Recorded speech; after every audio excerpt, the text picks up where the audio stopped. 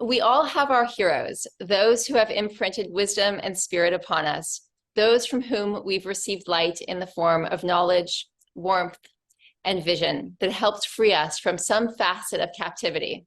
But we do not always get the opportunity to meet our heroes or heroines in person to let them know just how much they have meant to us. I'm here today with the one and only world-renowned founder of Power Yoga, Bryan Kest, who was one of those heroes for me. When I was in my early 20s, before I even discovered cellular cleansing, I found Bryan Kest Power Yoga videos, along with a whole stampede of students who would subsequently flood Bryan's Power Yoga studio in Santa Monica. I didn't have the good fortune of in-studio classes, but I played Bryan's Power Yoga videos, they were VHS back then, every single day, and would even insist the hotel provide me with a VHS player when I traveled so I could ensure I would have the workouts daily wherever I was. You can imagine how nearly 30 years later, this is beyond special for me as I'm meeting this great yogi, pranic light teacher of mine, Bryan Kest, face to face for the very first time. 3 words come to me to underscore Bryan Kest. They are generosity, wisdom, and history. Bryan is known by many generous acts, including having the first ever by-donation yoga studio in the Western world, as well as contributing monthly to charities like Children's Tumor Foundation, Smile Train, and Veterans Yoga Project. Bryan has even provided many great free yoga online classes and content, so in his words, this beautiful practice is available to all. As for wisdom, Bryan braids this great physical discipline with so much gentleness, teaching his students to likewise conquer the ego and the mind in every class, bringing loving care to ourselves and oh so much humor. Bryan's humor flows authentically from his unique breed of righteous irreverence, slaying the worldly egotistical cultural programmings and materialism, and reminding his students of their innate sovereignty so they may at last let go of all those foolish things. That's pretty unusual coming from LA County. I know because I grew up there. It must be said that Bryan is also a devoted family man with 4 gorgeous children. You can read about the remarkable story of how Bryan fell into yoga and his remarkable direct lineage to Pattabhi Jois and Ashtanga Yoga in Bryan's new book, Autobiography of an American Yogi. Bryan, it is truly an honor to have you here on the Pure Power podcast today. Welcome. Thank you. My pleasure to be here, and thanks for that very generous introduction. No, it's all so true. So I kind of want to start with the yoga of life. Pressures are mounting as the world is reaching a kind of crescendo of confusion and anxiety that's only being amplified by the chronic abuse of social media and overconsumption of just about everything. How do you perceive this unfolding, and what would you say to an audience that is striving for alignment and a higher spiritual path in the midst of all the madness? Well, I think that, we're physical beings and we're spiritual beings at the same exact time. So, for me, it's kind of a simple way to look at it all and to deal with it all. First of all, I have in my heart what's true to me. And I have my passions, and I continue moving forward with what's true to me and with my passions. So, if there's anything out there that doesn't resonate with me, doesn't sit well with me, then, I make sure I address that. And if any of you are familiar with my work, I do incessantly address it. And I address it in my own life, as well as I put it out there for the people who need a little bit of support in addressing it, because, that's what community is. It's like mind supporting each other in a certain endeavor or a certain mentality. Like, I'm sure you built an amazing community. And at the same exact time, we're spiritual beings going on a journey in order to learn and grow and evolve and become all that we're becoming.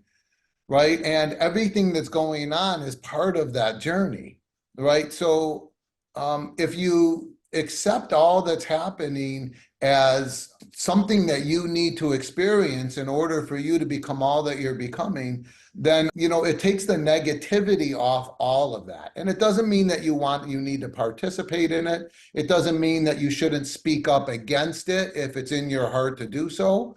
But at the same time, you trust it.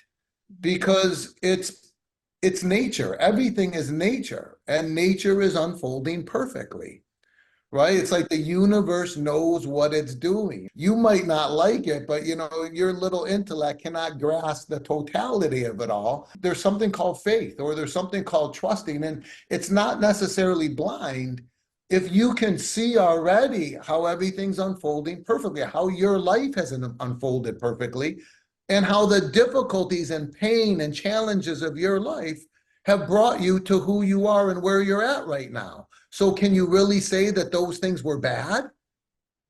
Right. You know, I mean, I don't know. I'm assuming you went through a divorce, and you've been through probably some challenging things. You have kids, and that's not easy. Just squeezing them out's not easy, let alone everything else, right? But look what it's brought you. Look what those children have brought you. Look, now you got this beautiful pad in Palm Beach, and you're rocking your life. But the pain that you've been through has brought you to this place. So you can't say that that stuff's bad, even though it didn't feel good.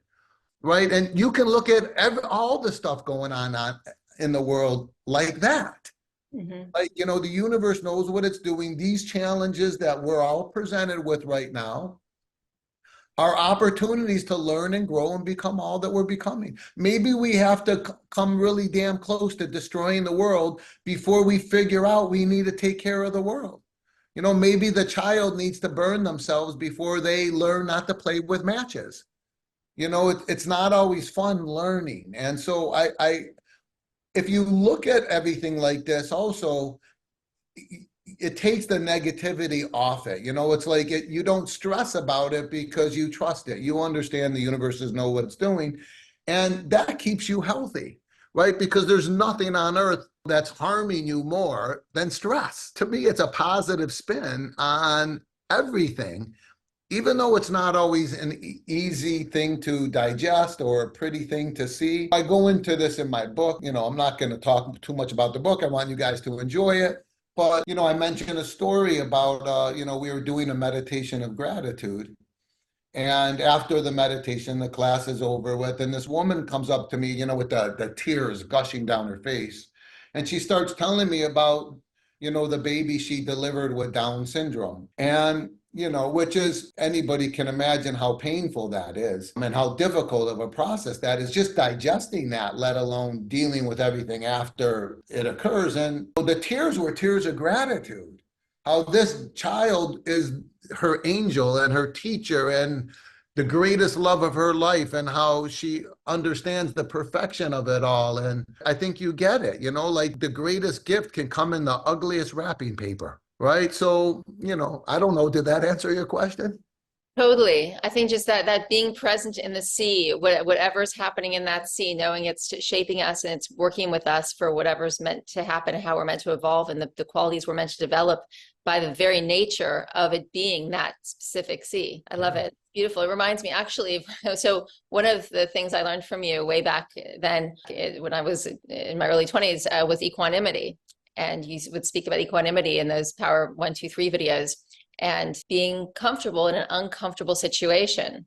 So finding that place where you could be, you didn't have to be making a fuss and crying and throwing your toys out the cot just because it was difficult. You find your center despite what's happening around you. That's necessary for health. They're telling us now 90, it depends on the study you read. They're all way up there. 95% of all physical disease is coming from mental stress. And everybody out there, you have to understand that the stress that's poisoning you never happens to you. Mm-hmm. It's how you respond to what's happening. Right? It's not what's happening, it's how you respond. And if you don't know calmness or equanimity, it's a muscle. It's something you can develop, you practice. And that's something we work on in yoga, because yoga is actually a very safe place to be uncomfortable.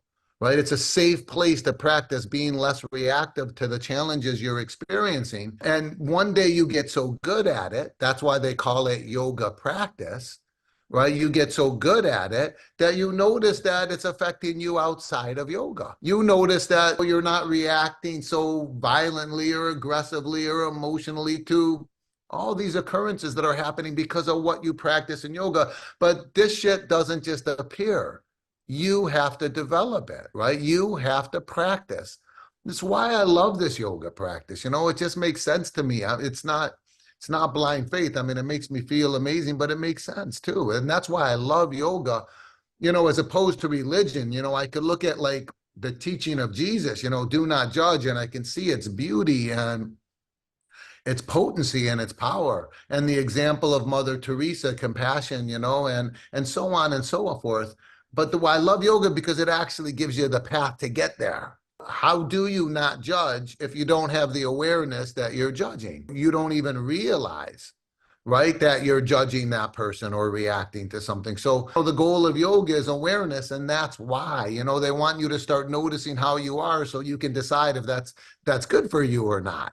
And if it's not good for you, you stop doing it. And this is a universal law. Whenever you stop feeding something, it starves and dies, right? Whenever you feed something, it gets big and strong. So the biggest question in yoga is, what are you feeding? What are you feeding 24/7? And you don't even know you're feeding it because they taught you math, history, and science, but they never taught you the biggest factor in your life is the place where your mind dwells.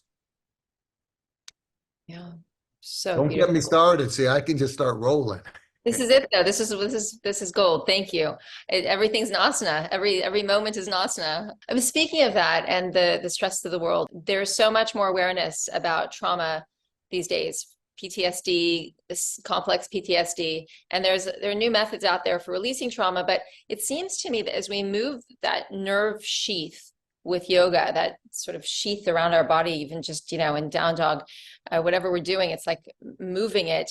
It seems like we're addressing the somatically held trauma significantly with these asanas. How do you see that? Or do you think there's something better out there for releasing trauma physically? Well, my ex-wife, she's a PhD in psychology, and she actually, her last job was actually working with veterans who had PTSD. And, she's told me that the whole psychology world is moving towards basically yoga, towards mindfulness, which is another word for awareness, which is another word for enlightenment, which is the goal of yoga.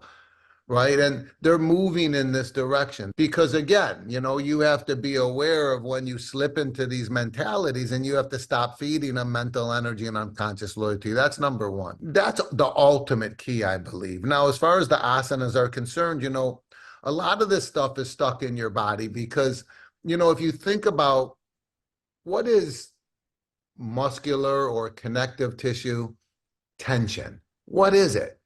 What it is it's past experiences stuck in your body. Something happens to you, you react, you respond, you stiffen, you tighten. Now, the situation might be over with now for days, weeks, months, or years, but that doesn't mean the tension's gone.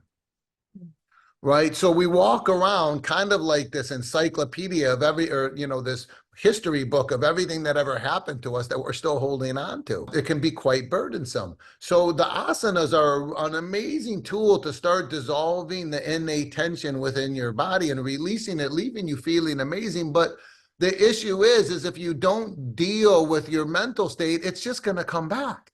Mm-hmm. Yeah. It's just going to come back. That's why the mindfulness part of it needs to be addressed. That's why when you were telling me about all this other stuff you're doing besides yoga, I'm like, yeah, that's cool, but make sure you're doing it with a yoga mentality, right? Make sure you're bringing that mindfulness into it. Otherwise, it could be harmful, because you could be feeding old habit patterns of competitiveness or aggressiveness or forcefulness or, the way most people exercise, or this desire to change yourself, as opposed to care for yourself. So, the mindfulness element is an incredibly important, I would say more important than the asana, because that stuff will dissolve eventually if you're not constantly feeding it. The asana definitely facilitates the dissolution of that stuff. But without the mindfulness, it's coming back because that's your mentality. If you don't shift where your mind dwells, wasn't that Gandhi's famous quote, be the change that you want to see, because it can't shift if it doesn't shift within me. Yeah. What is the mind space in which you dwell? How would you describe your mindset? Well, let's put it this way. My effort is to dwell in a benevolent place. Okay, that's my effort. That's what I work on. That's what I work on all day long, every day. So, that's why I can say I feel comfortable saying I'm a yogi is because, that's what I'm trying to do all the time. Not just, for that hour, 2 hours on the yoga mat and then back to, you know, uh, whatever, like, the rat race or, whatever, the lying, cheating, stealing, and, doing whatever I have to do, rationalizing it all in order to get what I think I should have. My mentality is bringing, even for example, when I'm taking my morning walks, I'm not just letting my mind roll aimlessly. I have a mantra that I'm repeating. I'm trying to keep my mind in a benevolent place. And also I'm watching, right? So if I do notice that I'm drifting into something harmful, if I'm judging somebody or I'm comparing and competing with something or, some kind of negative mind state, then I can pull my attention away from that. So the effort is to keep the mind in a benevolent place because what else on earth does anybody want but benevolence? It's just that a lot of people think it's going to come through all this outer shit that doesn't create it. Right? There's never been proof that richer people or prettier people or younger people or stronger people or faster people or skinnier people are healthier and happier people. But there's tons of proof that people who love and accept themselves just the way they are healthier and happier. That's the opposite of stress. Mm-hmm. Yeah, it's hard to come by in today's world with all the bombardment from day one of, of what you should be and how you should fit in. In terms of this group, this audience is really motivated and dedicated and disciplined in their witnessing of their thoughts and their self-awareness. It's especially motivating to see someone who's living that, embodying it the way you have cultivated your mind space, which is a very challenging thing to do. I know because I've been working at it myself for a good long time. Is there any guidance, advice that you would give to somebody who has been struggling to quiet the monkey mind and be able to take ownership and witness and have a more sovereign control over their state of mind? First of all, I hope that everybody out there that was listening here and that's part of your community found something they resonate that will bring them what they want, that is bringing them what they want. And remember, this is like peeling layers off an onion. There's no quick fix. You're going to go deeper and deeper and deeper. But the good news is after every layer you peel, you feel lighter and you feel more free, and it allows you to know that you're on the right path.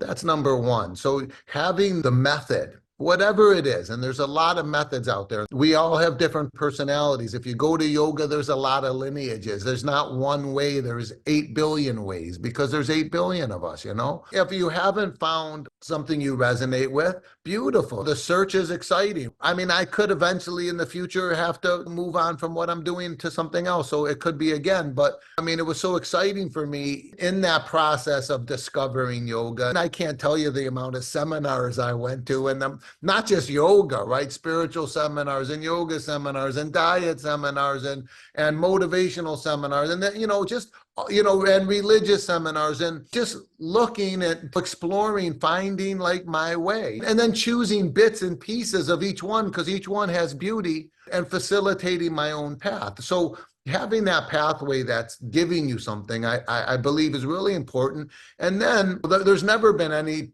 program that I know of more successful than AA, Alcoholics Anonymous. Very successful program. And basically, part of its success is two things. You're not looking at the future, right? One day at a time. Just, here you are. This is what you're doing. Don't worry about what's going to happen. And the second thing is whenever you fall off the horse, just get your ass back on. That's all. Smile. I fell. Get on. You're going to fall a lot. You're a human. Don't worry about it. A lot of people judge and beat themselves up and go into that stress negative state because maybe they're noticing their mind's not dwelling in a benevolent place. I mean, come on, it's a huge process of completely shifting. You're dealing with the greatest addiction of your life, where your mind dwells. There's no greater addiction anybody has. I heard a while back a Harvard study that said something like 88% of the thoughts you have are the same thoughts you have every single day. What on earth does anybody do more than that? Right? You think quitting smoking or heroin is difficult? That's nothing. Right? That's nothing. This is the greatest addiction of your life. And whenever you break an addiction, you have to go through withdrawal symptoms. You have to get really sick before you get better. Right? And can you imagine the ferocity of the withdrawal symptoms you would have to go through trying to deal with the biggest addiction of your life? You didn't pick an easy path. This is the hardest path there could be. That's why no one's fucking doing it. Right? But the thing is if the goal is wellness on every level, you got no fucking choice. So let's start taking baby steps together. And every baby step we take, we'll feel better. We'll already feel better. So let's start taking it. And that's the beauty of community, because that's support. That's another thing, AA. And by the way, I never was in AA. I did get sentenced to 2 years of NA when I was a little kid and I got caught dealing marijuana. But anyways, it's in the book. That was between Detroit and Hawaii. Yeah, that was Nobody Detroit. got kicked out of school. That was Detroit. But, that's another thing. It's one of the most successful programs, and it's community. They meet together multiple times a week and support each other. And it just makes it easier. The yogis, this is what yoga is. It's basically dealing with that addiction. Believe it or not, the yogis went to a treatment center, just like addicts.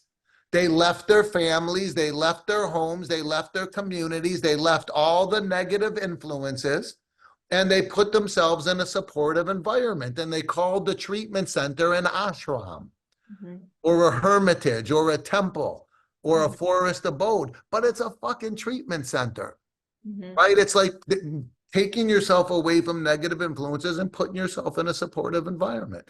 And I don't think maybe a lot of your folks, and myself included, are, we're not going to go move into an ashram, but we can connect with a supportive community. That's what your folks are doing when they connect with you. You're like the support pole in the middle, right? But, and you're supporting them by offering them, this information that we're giving right now, and hopefully this information is supporting them. Oh, it absolutely is. I know it is. This is just solid gold, what you're sharing. And there is no other way forward but to right the mind. That's why I think in many ways, even though people often think in terms of power yoga, especially the physical aspect, I feel like from everything I've gleaned from you, the physical is the expression of the deeper, call it mental, call it spiritual, energetic, the original space from which everything else emerges. But on a physical note, we can jump into that category a little bit too. I love how you say another day, another down dog. And yet I'm so shocked that even as a lifelong athlete, it's still such hard work when I get on my yoga mat and do the simplest poses, the most basic poses, and how it reveals our weaknesses to the point that sometimes I actually find myself intimidated by the idea of having to get on my yoga mat that day. And how is it that even if one is physically very fit, yoga still feels so hard?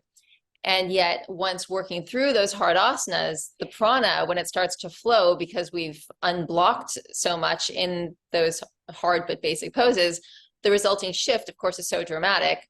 And, we gain so much being in such difficult postures. And so the outcome is always so worth it. And there's always like note to self, just get on there and start doing those basic moves. But it's remarkable how difficult those basic, simple moves are, even if you've done them the day before for, 100 days in a row. Yeah. Explain that, please, Bryan. It's true. It's very true. I mean, I found a kind of a secret to making it less confrontational. But what you're saying is true, and that's a big problem too, because of what you say is true, it makes it difficult for people to be consistent, right? Because it is so daunting, right? It is so daunting that, people will come up with excuses. All of a sudden they'll notice their stomach's hungry, and they're like, fuck, I got to eat, or they'll think about something they have to do. They'll end up delaying it or putting it off or not doing it because it is daunting and it is challenging, and it's challenging for multiple reasons. One reason we just addressed, because, even in the physical level, you're dealing with the physical level of that addiction. right? And it's not easy to break addictions, so, that's number one. And number two is that um, it's not easy dealing with all that innate stuff we have stuck in our body, and that's exactly what you're doing. Number three is it's not an egotistically gratifying practice. It's not, your ego motivates you, right? It motivates you.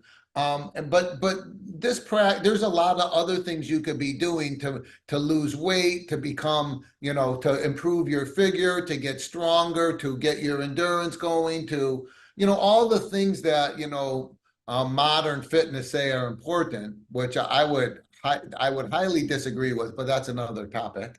But there's other things you could do that are better for all that. So egotistically, it's not a gratifying physical endeavor. So you got to even deal with your ego. You kind of got to put it aside. And that's easier to do when you do acknowledge the value of this and the potency of it and the benefit of it. The trick that I found to be more consistent, to make it easier to be consistent, and also I think to make the whole yoga practice more healing. Two things. Number one is that you don't ever come into your yoga practice thinking you already know what you're going to do. Right? That's a lot of time. Like if you do my videotapes or something like that, that's wrong. You can think I'm gonna start Bryan's videotape, but to have the expectation that you're gonna finish it, that's where the problem is, because then you're no longer respecting what your personal needs are in that moment. Right? You're just placing some trip on yourself. I have to do this. Right? Try being married to someone like that, who's constantly jamming their opinion down your throat. Right? That's the way most people live within themselves. I want to look a certain way. I want to do a certain amount. Right? It's like you're constantly jamming your opinion down your own throat. And it's not there's a rebellion. There's a rebellion.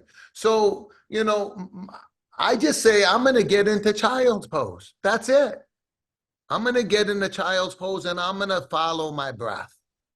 Right? And then from child's pose, I'll tuck under my toes and I'll come up to down dog. Stay with my breath. And in down dog, I make sure I'm extra gentle. I'm not judging. I don't care if I'm going as far as I used to go. Right? I mean, I don't care. It's like your body has moods, just like your mind has moods. Sometimes you're irritable. Sometimes you're angry. Sometimes you're joyous and peaceful. Sometimes you're tight. Sometimes you're loose. Sometimes you're strong. Sometimes you're weak. It's like, so you got to kind of suss it out. Where am I? And, then you look for those sweet spots in the pose, right? The places that feel good. See, we all were brainwashed by our culture to think no pain, no gain. It's a fucking insanity. The truth is no pain, no injury. What fool seeks pain?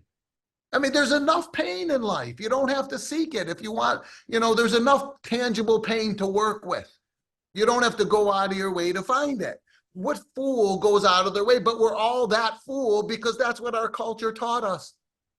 And we're just blindly following like a bunch of programmed drones playing out the program, and then sickly, we pass it to our children because the truth is the truth. It's this is psychology 101. The more you see something, the more you believe it, even if it's insane. And look at all the shit we grew up seeing in this culture. The program messages over and over again of who you should be and how you should look and what you should achieve, and boom, and even your parents bought into it, and then it's even closer to home, right? Because there's nothing you're more familiar with. Your whole character is formed between the ages of 0 and 5, and who do you see more than anybody? Your parents. And your parents were programmed by them, and so they passed the program to you, and that's why in 6,000 years of recorded history, nothing's fucking changed. There's as much crime and poverty and hunger and disease and war per capita as there's ever been. and it's like, so yeah, we've made all this intellectual progress, but, no spiritual progress, no humanitarian progress, no emotional progress. It's still kill or be killed.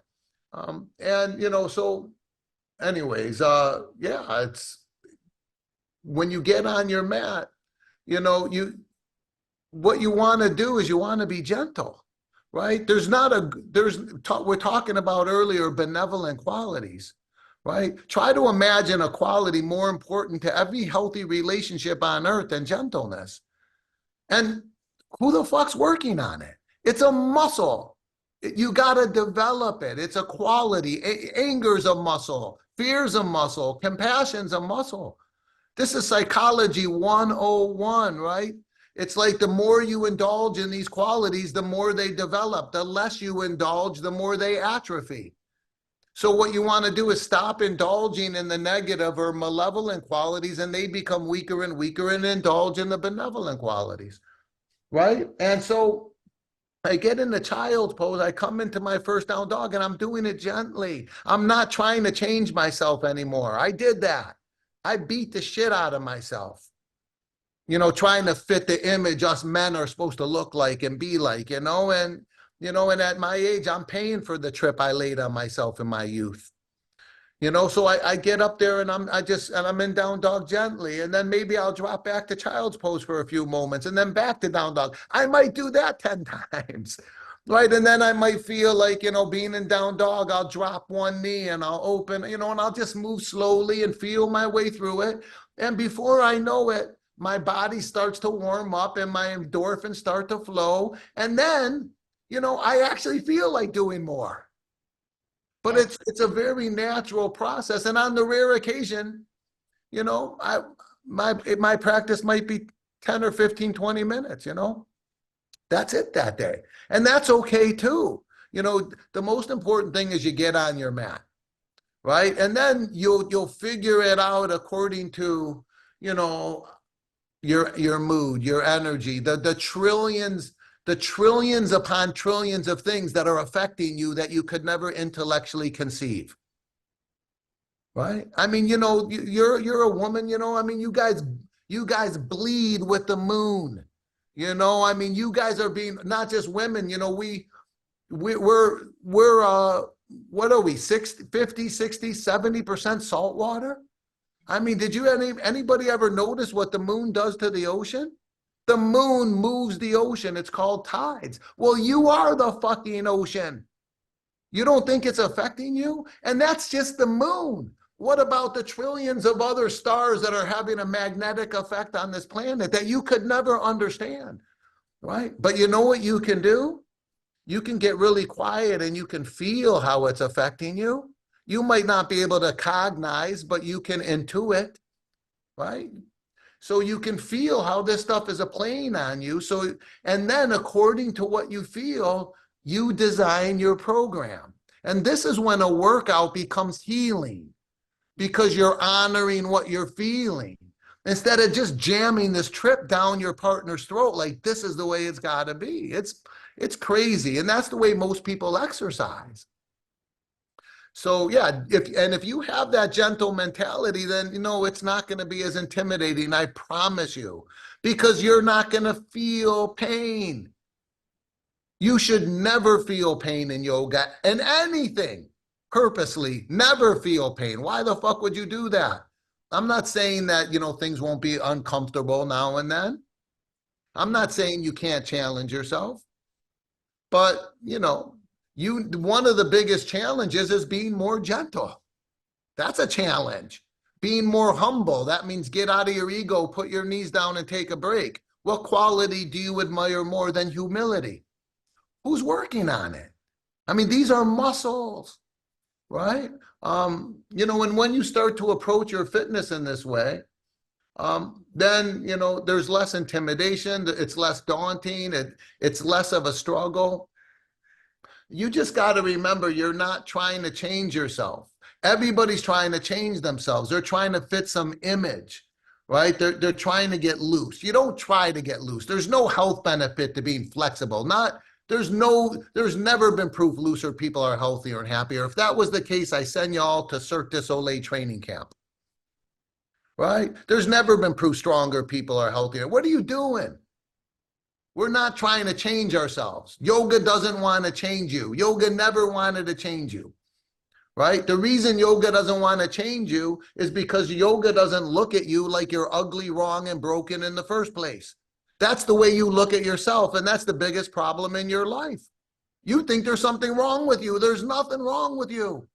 The universe knows what it's doing. You're a beautiful, perfect expression of nature. Embrace it. Don't hate it and reject it because you can't learn from a teacher. You're hating and rejecting. And this shit's going down for a reason. It's a teacher. Right? So embrace it. And when you start exercising to not change yourself, you exercise to take care of yourself, the whole paradigm shifts. Then you don't mind getting on your practice because there's nowhere you got to get to because there's nothing wrong with where you're at. Right? All you're doing is you're trying to care for yourself. And you and your audience, you guys never in your life have ever seen in your whole life another way to take care of anything other than to touch it gently. But there's a problem with being gentle because if you're gentle, you will never get yourself in that Lululemon outfit 2 sizes too small. Right? You have to deal with all your vanity bullshit, which is all based in fear. It's prior programming. Right? And if you're gentle, you'll never grow your bicep bigger than your head so you can crush people with your bare hands because us men have been programmed too. Right? You'd have to deal with all your macho bullshit. I mean, but you got to deal with that stuff to get through it. All that stuff is based in fear. You're all afraid that, you're not going to be loved and accepted by others.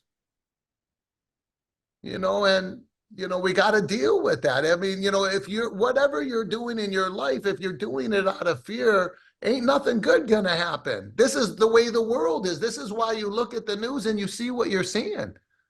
It's because everything's based out of malevolence, fear instead of benevolence, right? Gentleness and humility and stuff like that. So, again, just cut me off whenever you need to cut me off. Never. No, I can roll through this stuff. It's such a massive program.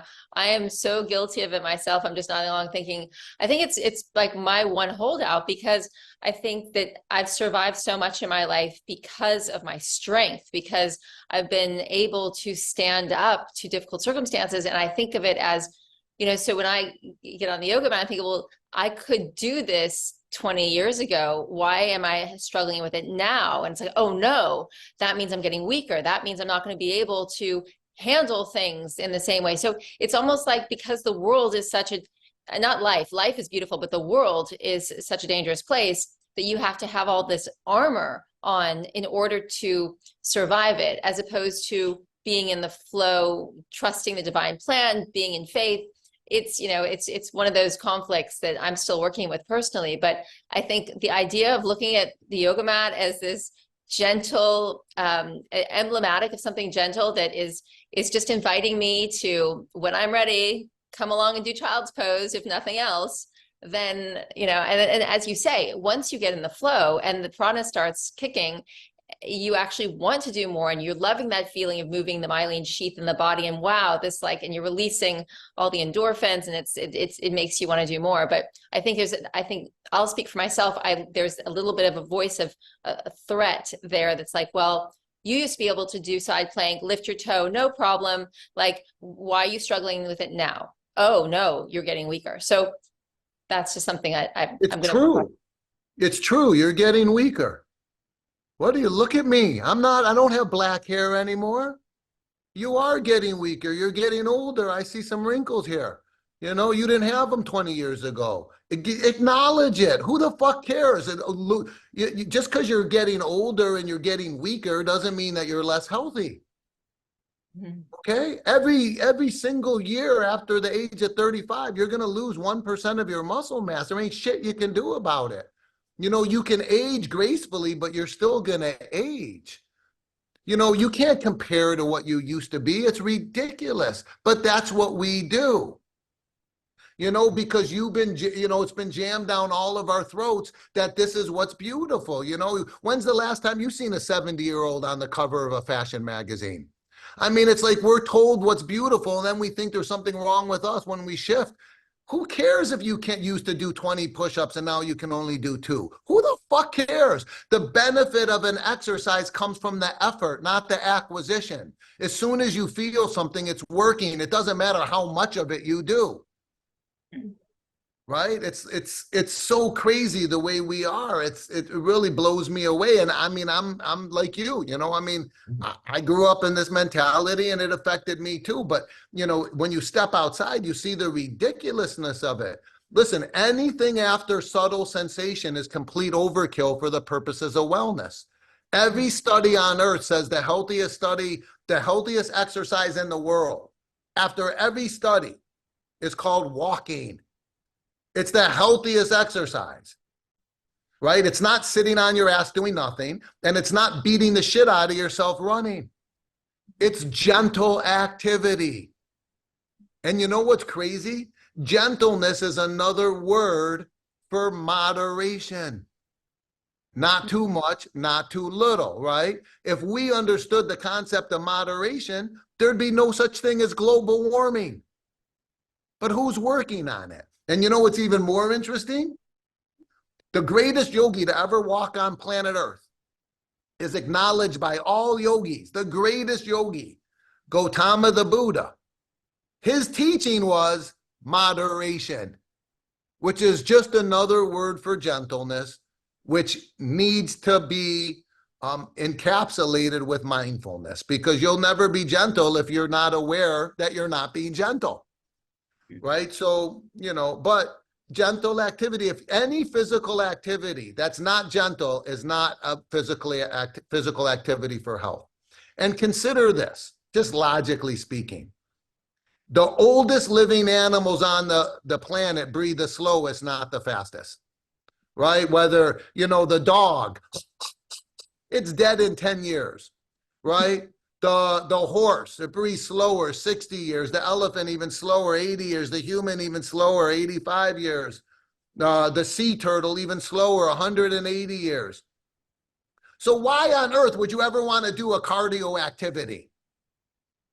Right? Why would you ever want to raise your heart rate and your breath rate if you want to live as long as possible feeling is right? The only reason most people are doing cardio is either out of a lot ignorance, right? Because they don't know that, or it's out of vanity because the cardio burns the calories, which shapes the body.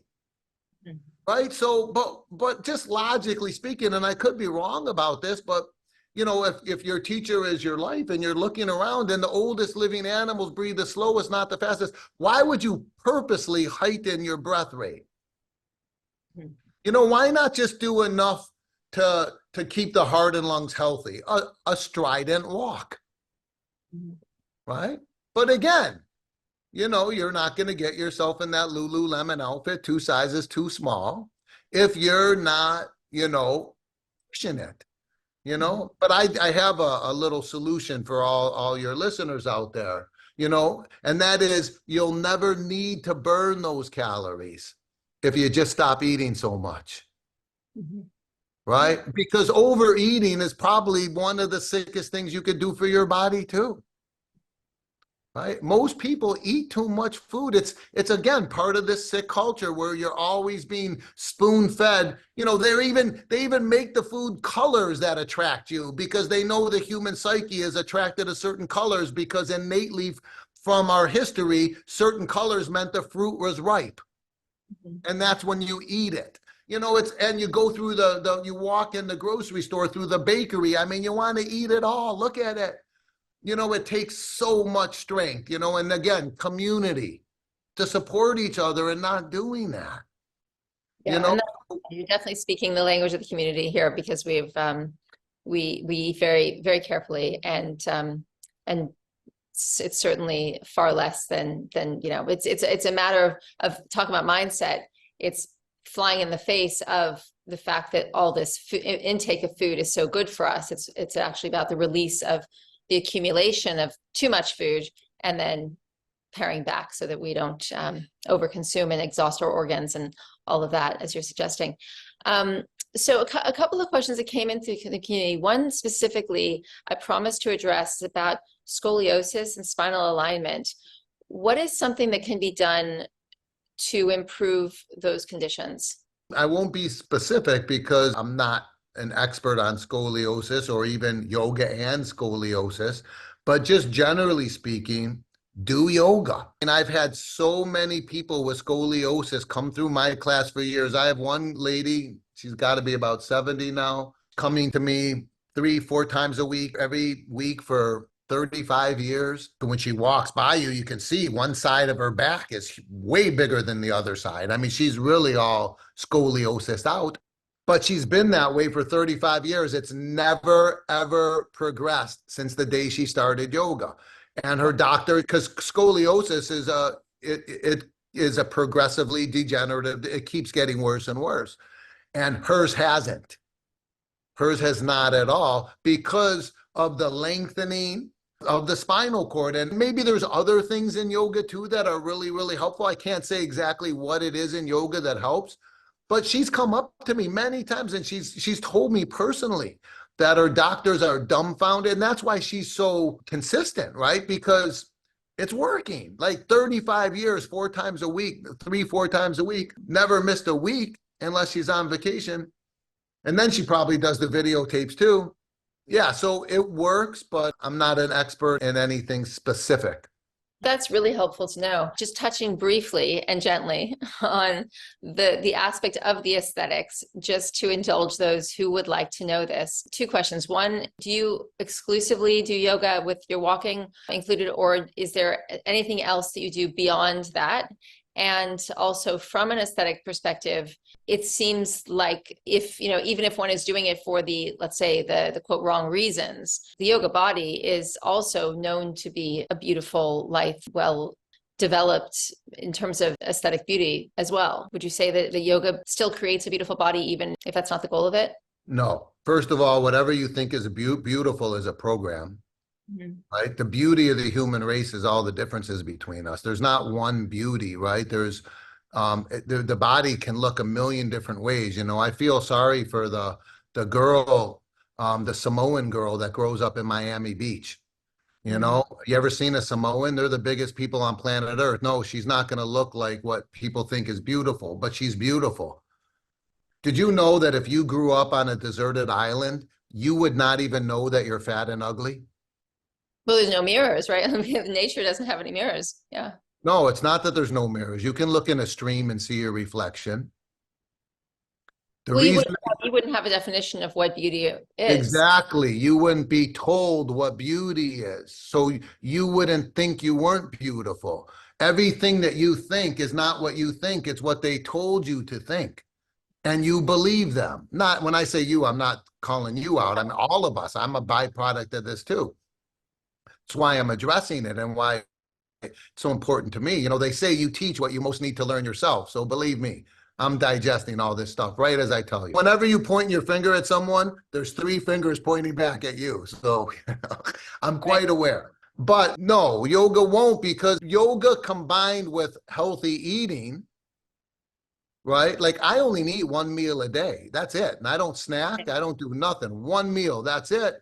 Because that's all I need at this age. When I was younger, I was eating 2 meals a day, but now it's down to 1 because, it's all I need. And that's, I feel amazing. So you combine yoga with a healthy eating and you're going to have a natural body, not a pretty body, not a beautiful body, other than the fact that you love and accept yourself the way you are. So you see your own beauty, right? But you're going to have a natural body. It's going to be natural. It's going to be, because your body is a byproduct of 2 things, and that's your genetic lineage and all your life experiences. And no 2 people on earth have those 2 same things. So listen, when you go to India, 99.999% of all of yoga has nothing to do with any physicality. There is no asanas in India. It's an American invention, basically. It's not even that important. Right? Don't eat too much food and meditate and, have a nice long walk and get on the floor, stretch a little. Stretch, get rid of the tension. people, like I said, like, you know, people overdo it because there's another agenda happening. It's either a program or there's another agenda. It's like, you know, they're trying to fit some image. They're trying to be something, right? So the whole exercise mentality is completely overblown. Let's just put this out there to your group. And also I ask you right now, because usually when you get to be over 30, you start seeing things over and over again and the shit starts making sense. It's called wisdom. You can't expect young people to have it because they haven't seen things enough. Have you ever seen the universal law that says the harder you are on anything, the faster you destroy it? Is there anything on earth that doesn't fall under that law? The harder you are on it, the faster you destroy it. Your washing machine, your automobile, your marriage, and or your body, right? If you want to live as long as possible, feeling as amazing as possible, the last thing on earth you'd ever want to do is push your body hard. Ever. That's why the healthiest exercise on earth is walking, right? Just gentle activity. We make such a big deal out of exercise. And then meditate. Complement the gentle activity with meditation, because when meditation will help you stay calm, and calmness slows your heart rate and breath rate down. You know, I ask these cardio junkies, I say, I tell them this. I'm like, why, what are you doing? Like, look, every animal on earth, they live longer. Why are you purposely breathing fast? They said, yeah, but when I strengthen my heart and lungs, it actually slows my breath rate down. It actually makes my heart really strong, so I breathe slower. That's what they say to me. Well, I say, you can do it too, just by releasing the stress from your life. Your breath rate will be naturally slow and your heartbeat will be naturally slow. And it will be healthy because you're not ignoring it. A nice walk is not ignoring it. And you know what's crazy too is I read this study just recently. I didn't read it. Sometimes when I'm driving, I listen to the news radio. I'll listen to the news, and which I try not to listen to a lot of news, but when I'm driving, I will. And there was this study that said they're relating 40% of mental disease, and mental disease is off the charts these days, 40% to the fact that people are not hearing the birds sing. Like, and it so resonated with me, right? Like, we're becoming so disconnected from nature, and it's affecting us because we are nature. Everything that we are is coming from Mother Earth, and we're so disconnected. And so when you take a long walk too, the whole walk, you're hearing the birds sing. And you're feeling the wind hit your skin and you're breathing fresh air. It's so good for you on so many levels. Let's not overblow the whole fitness thing, because there's a difference between fitness and wellness. Oh, yeah. Fitness is all about kind of like prowess. Like you said earlier, I'm not as strong as I was. Well, no one gets older and gets stronger. No one gets older and gets looser. No one gets older and their eyesight and hearing get better and their hair gets more dark and thick and lush.